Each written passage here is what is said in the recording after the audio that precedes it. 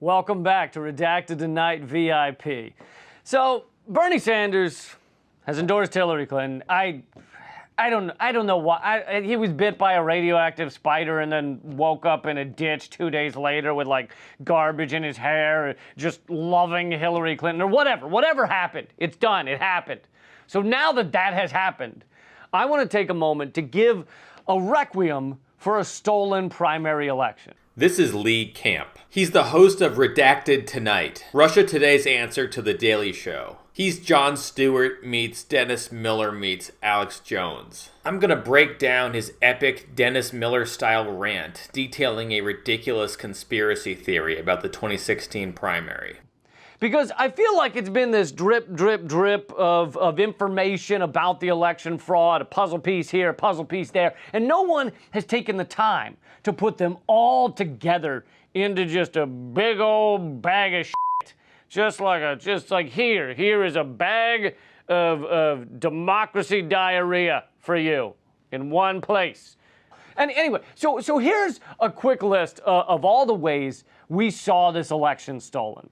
Let's start with the most obvious one, the most spectacular one. The exit polls did not match up to the voting machine results in many of the primaries. This is wrong on two big levels. One, you have to go to the big picture. Lee would have you believe that there was election hacking, that there was ballot box stuffing. There has never been a single documented case of someone electronically hacking into voting machines in the US. Electronic voting machines in the US are not connected to the internet, so you would need to physically break into voting machines by hand. And on top of that, many states don't use electronic voting machines, and many that do have machines that produce a paper trail. Think about that. That's a monumental task. There are tens of thousands of precincts across the country. To systemically break in across the country with nobody noticing, with no poll worker noticing, it would take a monumental conspiracy. Think of the manpower that would require. You would need thousands of people, and you would need to bribe thousands of people who are paid to safeguard elections. And many of those people have nothing to do with Hillary Clinton. A lot of them are Republicans who would benefit a huge amount from proving that Hillary Clinton was cheating. How would you keep all those people quiet? Why wouldn't one person just spill the beans? Why don't you have any leaks? The theory on its face doesn't make any sense. It's not plausible. Extraordinary claims require extraordinary evidence. But then let's get into the evidence. Let's get into the granular level. Is there any evidence behind this theory? There was a Stanford paper that also showed the exit polls did not match up. What they're going to point to is the fact that Bernie Sanders tended to perform better in exit polls than he did in actual results. Well, the important point here is that exit polls are not very accurate, especially the kind of unadjusted exit polls used for the studies cited by Lee Camp. We all know the notable examples. John Kerry was on his way to becoming president in 2004, but guess what? He wasn't. The exit polls were wrong. US exit polls are not used to determine exact winners. They're used to examine demographic trends. But then why was there a greater error on the Democratic side than the Republican side in 2016? There's a very good answer for that. Exit polls tend to oversample young voters, and the Democratic race was historically polarized by age. Whatever the reason is, maybe it's that older voters are curmudgeonly and don't want to talk. It's been found to be the case. So how did this oversampling affect the exit polls? There was a huge trend towards Bernie Sanders among the young. In many states, he won 80% of voters under 30. It had a real effect. Because the exit polls oversampled young people, they therefore overstated Bernie Sanders' vote. On the Republican side, they were both far fewer younger voters, and they weren't voting monolithically behind one candidate. They weren't all John Kasich voters. They weren't all Donald Trump voters. So the oversampling had very little effect on the accuracy of the poll. Another example of this is the general election itself. Hillary Clinton didn't come close to matching her exit poll results in the actual vote. Why is that? Hillary Clinton outperformed Donald Trump among young voters by 20 percentage points. And it created a persistent trend. The exit polls had Ohio tied. Hillary lost by 8.5. Exit polls had Hillary up by 2 in North Carolina. She lost by 4. I'm a huge Hillary supporter. You don't see me claiming election fraud. Then there was a second Stanford paper that did not use exit polls. They said, okay, guys, you think exit polls don't matter? Let's try pre-election polls. And they found that pre-election polls were way off only on the Democratic side and only in states with electronic voting machines with no paper trail. Do you follow me? Hillary did way better than expected in states with hackable voting machines and no way to verify them.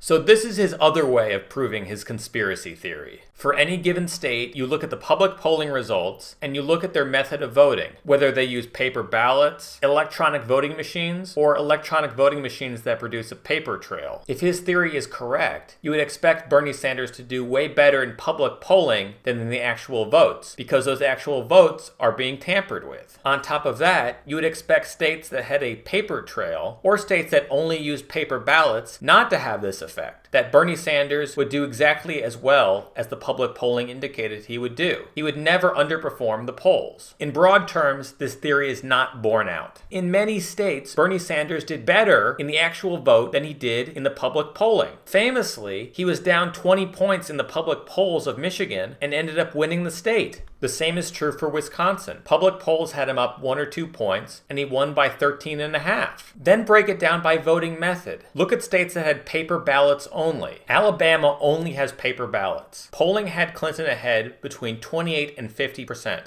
She won by 58%. In New York, there's only paper ballots. Polls had her ahead by 12 points. She won by 16. South Dakota uses only paper ballots, and although they had no polling, everyone expected Hillary to lose. She ended up winning. There's no trend here. Lee Camp and his luxurious hair are lying. And then look in the other direction. Indiana is a state that uses electronic voting machines. Hillary was up 5 points in the polls in Indiana. Bernie won by 5. Does that mean there's a conspiracy going on? Did Bernie cheat? No, it's a total coincidence.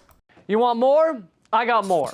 In Brooklyn, New York, over 120,000 voters were kicked off the rolls. Just in Brooklyn. So this was an actual snafu. But an anti-Bernie conspiracy? Hardly. So why were people being purged at all? On a regular basis, every county has to remove people from the voting rolls who don't belong there. If someone dies, they get kicked off the list. If you move from Brooklyn to Manhattan, you're off the list in Brooklyn. If you move from Iowa to Montana, you're off the list in Iowa. But what happened in Brooklyn is they incorrectly purged their lists. Instead of purging people who had moved or died, they purged many valid voters who just hadn't voted in the last election or two. But this very clearly was not a conspiracy to help Hillary Clinton. Think of the strategy here. Hillary won New York State by 16%, but she won Brooklyn by 19%. This was a Hillary county. Purging voters in Brooklyn would hurt her. She would want more voters in Brooklyn, not less. But it's not only that. You look at the demographics of the voters who were actually purged, they were more likely to be old, black, and Hispanic. These were Hillary's core voters.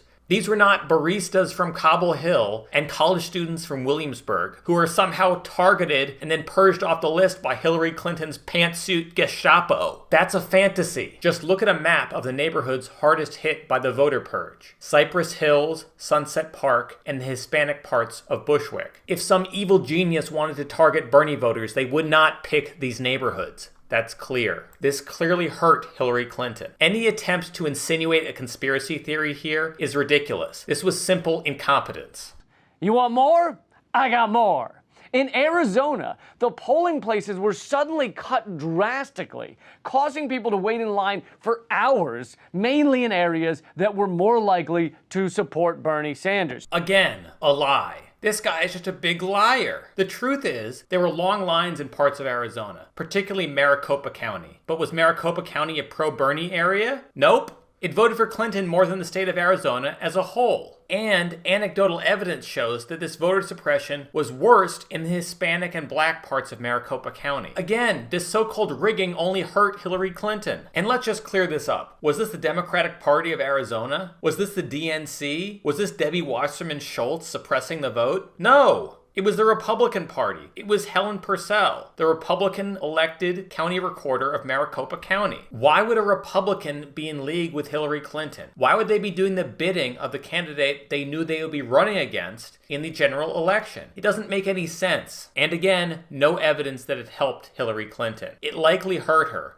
Lee Camp is just lying about it. And finally, let me close with some thoughts on where we stand now. Bernie supporters and Hillary supporters need to find ways to get over the primary. We can't retcon what happened. We can't create conspiracy theories or try to argue about who was right and who was wrong. Bernie would have won. Bernie should have dropped out earlier. None of that stuff really helps at this point. We have to focus on the present because we have a clear and present danger in the White House. We have Donald Trump, and we have the congressional Republicans and their special interest allies who pose a huge threat to our country and its democracy. And sure, let's look ahead to the future. In 2020, we could have a better process. Let's have more debates, and let's start them earlier. And those debates need to cover more real issues, not just the hot button topics of the moment. And why not get rid of superdelegates? It's undemocratic to have party leaders decide who the nominee is. Or let the party leaders become delegates, but don't give them voting power on the first ballot. They can just be a tiebreaker if no candidate has a majority. And if we're talking about democracy, let's get rid of the caucus system too. Caucuses are undemocratic and unfair. People who are shift workers can't vote in caucuses, and they have historically low turnout compared to primaries. If we make those kind of good faith changes, and the left and the center left make peace, this party can win the midterm, beat Donald Trump, and enact real changes. If we can't do that, if we fall into conspiracy theories, if we fall into the circular firing squad that bad faith actors like WikiLeaks and Russia Today want us to fall into, we're screwed.